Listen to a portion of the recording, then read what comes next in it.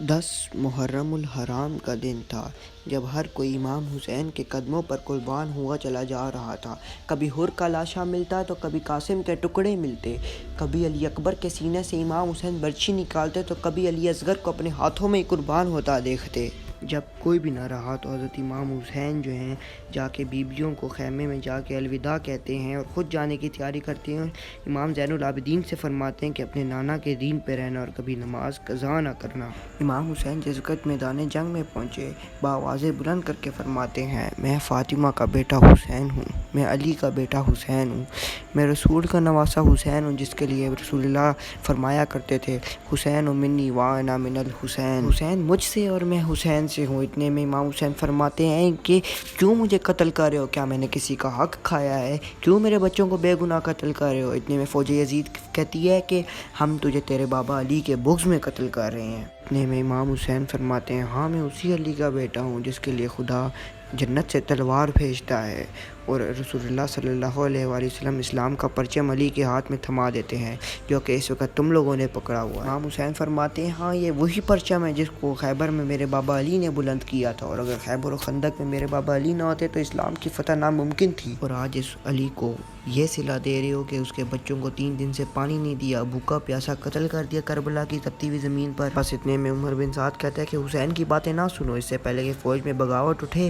حسین پر حملہ کر دو۔ اور پھر جنگ شروع ہو گئی، جو بھی علی کے شیر کے سامنے آتا جا رہا ہے فنار ہوتا جا رہا ہے، جو بھی آتا جا رہا ہے فنار ہوتا جا رہا ہے۔ اتنے میں عمر بن سعد نے اور شمر نے سوچا کہ یہ تو علی کا بیٹا ہے، عباس کا بھائی ہے اور علی اکبر کا باپ ہے، اس سے جنگ کرنا ناممکن ہے، سارے دور ہو جاؤ، جس کے پاس جو ہے وہ حسین پہ برساؤ، جس کے پاس نیزہ تھا اس نے نیزہ برسایا، جس کے پاس تیر تھے اس نے تیر برسائی، جس کے پاس برچھی تھی اس نے برچھی برسائی، اور جس کے پاس کچھ بھی نہ تھا اس نے کربلا کی گرم تپتی ہوئی ریت امام حسین پر برسائی۔ پھر عمر بن سعد اور شمر نے بولا کہ خیموں کو آگ لگا دی جائے۔ جب خیموں کو آگ لگا رہے تھے تو امام حسین کبھی خیموں کی طرف جاتے ہیں تو کبھی جنگ لڑتے ہیں، کبھی خیموں کی طرف جاتے ہیں تو کبھی جنگ لڑتے ہیں۔ تو اتنے میں فوج یزید نے انہیں چاروں طرف سے گھیر لیا اور جس کے پاس جو تھا برسانا شروع ہو گیا۔ اتنے میں واضح ہے بھائی کہ اے حسین تو کامیاب ہوا، تیرا اللہ تجھ سے راضی ہوا۔ اتنے میں امام حسین نے اپنی تلوار نیام میں رکھ لی اور روک لی۔ جب فوج یزید نے یہ دیکھا کہ امام حسین نے تلوار روک لی ہے تو جو بندے ان سے دور بھاگ رہے تھے وہ قریب آنا شروع ہوئے اور امام حسین پہ جو ان کے پاس تھا برسانا شروع ہو گئے۔ اتنے میں امام حسین نے سوچا کہ میں اللہ کی بارگاہ میں سجدہ کر لیتا ہوں۔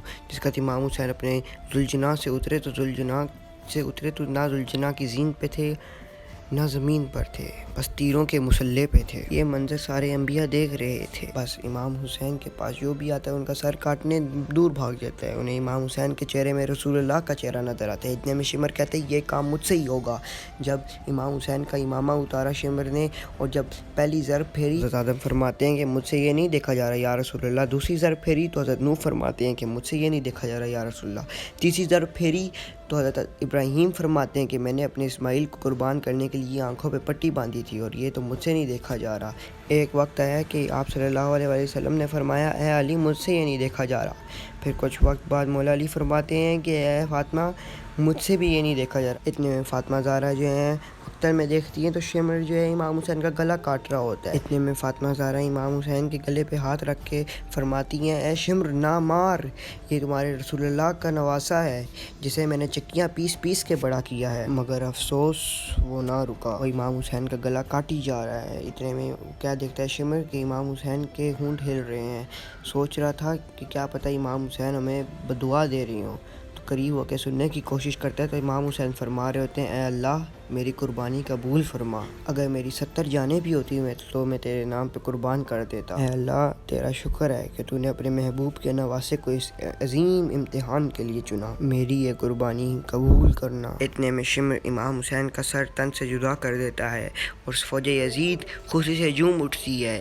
اتنے میں فوج یزید جو ہے بیبیوں کے خیموں میں داخل ہو جاتی ہے اور بیبیوں کی چادروں کو لوٹنا شروع ہو جاتی ہے۔ اتنے میں بی بی سکینہ باہر بابا بابا کر کے چلا رہی ہوتی ہیں۔ اتنے میں شمر آتا ہے، بی بی سکینہ سمجھتی ہیں کہ میرے سر پہ ہاتھ رکھے گا، میں یتیم بچی ہوں۔